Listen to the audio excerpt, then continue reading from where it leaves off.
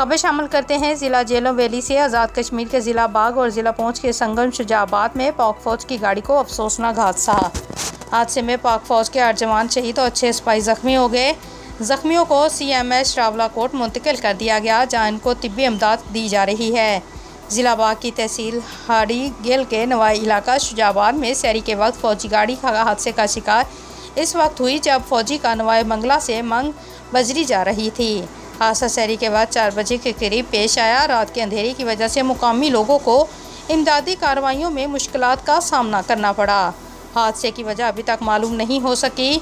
Police चौकी शुजाबाद के एहलकारों और बड़ी तादाद में मुकामी लोगों ने चाहे हादसे पर पहुंचकर इमदादी कार्रवाइयों में हिस्सा लिया। Report Faiza Bashir, RMH Urdu news, ज़िला जेलों वैली, आज़ाद कश्मीर।